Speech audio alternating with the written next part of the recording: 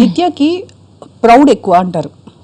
Once if they connect నిత్య how sweet she is from inside అనేది తెలుస్తుంది.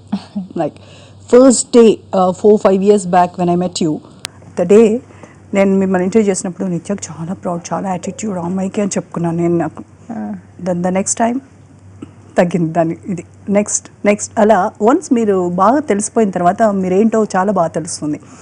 So అలా మీతో ఎవరైనా ప్రౌడ్ ఎక్కువ కదా నీకు, మింగిల్ అవ్వచ్చు కదా, జెల్ అవ్వచ్చు కదా అని ఎవరైనా చెప్పారా?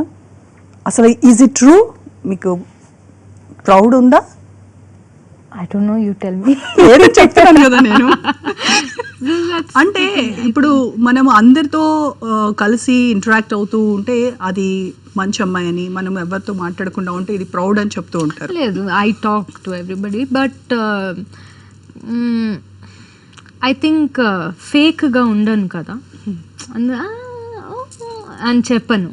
So if somebody look I do my own work. See నాకు 100 థింగ్స్ ఉంటాయి హెడ్లో.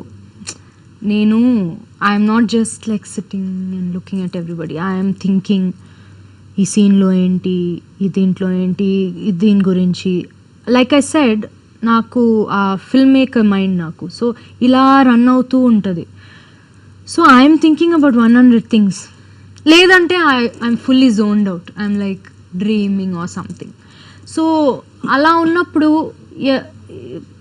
ఎవరైనా వస్తే ఏదైనా చెప్తే I respond normally, yes yeah అంటాను. So I think they are not used to it. అందరికీ ఈ యొక్క అని ఫేక్గా ఉండటం, I think they are used to it. So they feel I'm what ever.